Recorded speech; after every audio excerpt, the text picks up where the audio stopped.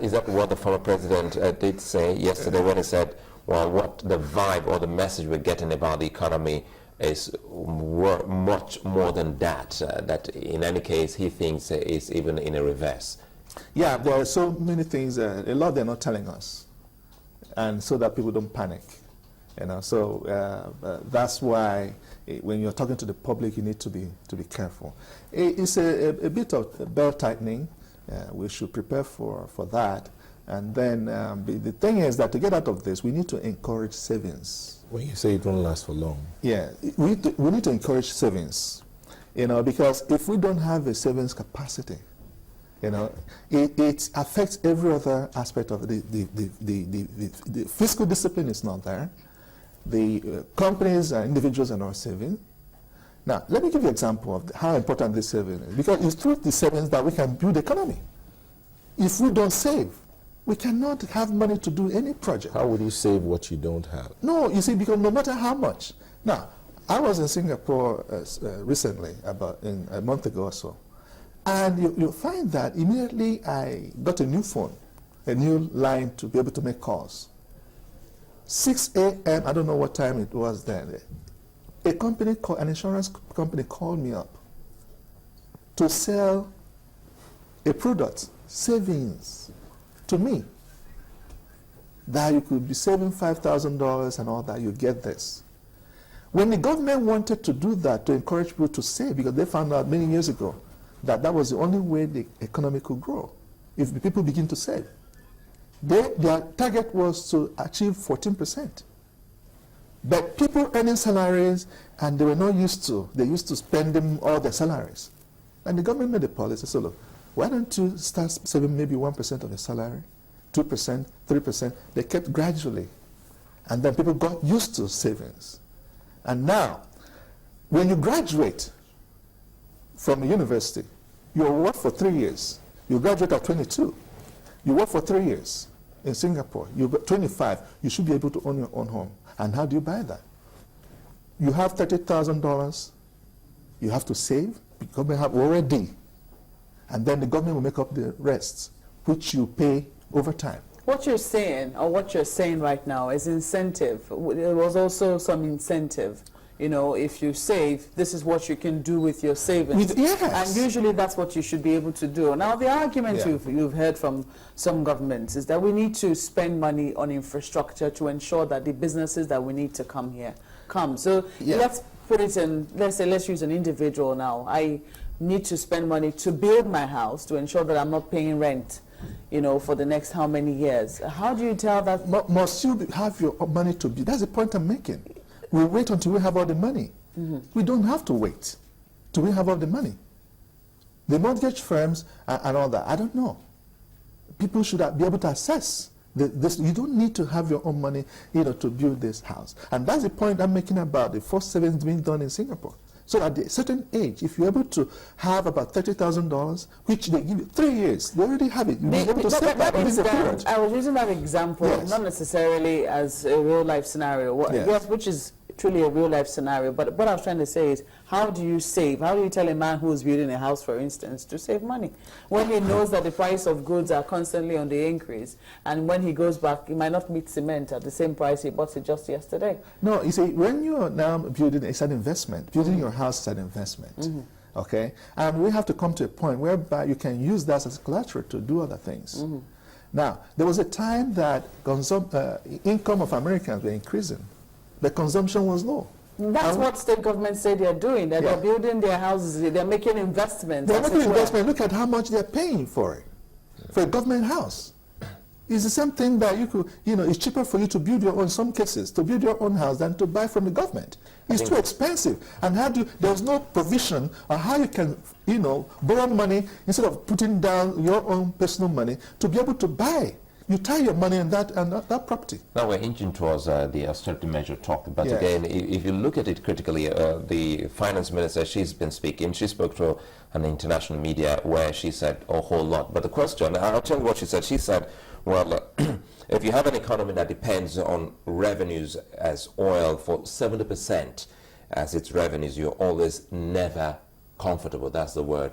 of Okonjo-Iweala. that's right. Now, if we knew this all this while, governments in and out of office, why is it that it took us this time, as we speak now, we still haven't done anything about money economy? It's all about the thinking. I'm sorry to say, but our leaders are they're short-term thinkers. You know, they think from here to here, say, when we get there, we know. They're not strategic. They don't see the end from the beginning. And then when a new government comes, they're okay because they want to leave a legacy. You know, they discard all the other previous lessons. Yes. Let me give you an example. During Obasanjo's time, they wanted to encourage companies to export Nigeria's products. Some companies had to retool. Companies like the people that are making cowbell, they had to retool their factory to be able to. When late President Yaradua came in, he said no, he was not interested. Reverse those things. There was no continuity. So how can you grow? And what I say, look, the government back to infrastructure they say they're building. You don't need to have your money to build infrastructure. If you see the kind of infrastructure there in Singapore, you'll be amazed. Hey, where do you get the money from? It's all about private investment. Now, what can we do? We can use the foreign reserve as guarantee and let this will come in and build infrastructure for us, just in case we mess up like we always do from time to time. Then that foreign reserve is a guarantee that we have this money. You know, we have this money. What questions will you be asking politicians come to? I know that you're a politician yourself, yes. you know, but what questions will you be asking politicians, especially those vying for, you know, federal office come 2015? What plan do you have for the people? What is your plan? Okay? I already have my plan, documented, my vision. Okay? When you know, this 2015, I intend to contest the governorship of Ebonyi State. I already have my plan. That this is what my plan for you. This is my this thing. So every politician must have a plan. Well, a lot of people will say that we need to be circumspect now because we're still going to be making promises. Politicians, that's what they do. They make promises. Or you didn't have light, we'll give you all the light. Or you didn't have water, we'll give you all the water. But we all know that the resources, it would seem, are sort of dwindling. How feasible is that going to be? Now, is it because one is that the democracy will run. We cannot run it when our literacy level is the way it is. Okay? Because people need to understand what this election is all about. The importance of electing one person as against the other. Okay. The importance of having a plan, what you want to do for the people. So the thing is that we need to educate the people. With the level 40-something% literacy level, we cannot understand democracy. Dr. And Nweze, that's the point I keep making. We need to have a critical mass of, educated, literate people, population to be able to understand democracy. We don't understand it. in understanding democracy and moving forward in this year, the decision has been made. But Nigeria has been known to spend when they should be saving. You pointed that out. That's right. And to cut spending when contraction begins. That's right. So this is going to hit across board. You said, but it won't last for long. When you said it won't last for long, why did you say it won't last for long? Now, Nigeria is a blessed country, and God loves the people of Nigeria, even though the government, sometimes they're not happy by their body language. They're not happy that we're alive, that God is on our side. Sometimes, so we have a way of getting out. Something will happen for the sake of the people. The oil price may even jump up again. But the oil price jumps, would the CPI reverse again? No, well, they meant the reverse, yes. They meant reverse. And then the thing is that learning from that, they'll begin again to spend. Okay, money has come, well, It's really not a good commentary, because I recall that time was when it even dropped to as low as $40. Yes. And now we're saying all of this. Very quickly, your comment on austerity measure. Loads and loads of Nigerians are worried, saying if you say we should tighten our belts, some already say they don't have belts anymore because, they have tried to see what form of tightened measures they can put in place as individuals. How can we help save more money for the nation when we talk about such measures that the government has ask us to go on? Yeah, in addition to saving money, we need to find ways of making more money. That's one. What can we, let's look inward and see how we can make money. That sounds familiar. I've Yes. heard that before. We Yes. always talk about looking inwards. Let's look inward. Have we truly looked inward? We have not. The manufacturing sector, I have friends who are into manufacturing. They'll tell, I say, look, this thing you're importing now, you know, so why don't you do it here? I say, no, he won't bother himself about manufacturing anything. If he wants anything, China is there. And you're building another person's economy. Now, we can say, okay, if you want us to save money, austerity, let it start from the House of the President or the National Assembly. Why don't we cut whatever they're earning by 50%? Do you know what they earn? Well, it's public knowledge. I know they earn even more than, some of them earn more than the United States President. So that at least when they cut it, we know that it has been cut. Yes. So we should know exactly, you know, how much, I mean, cut off some of this thing, and then see where it will be invested.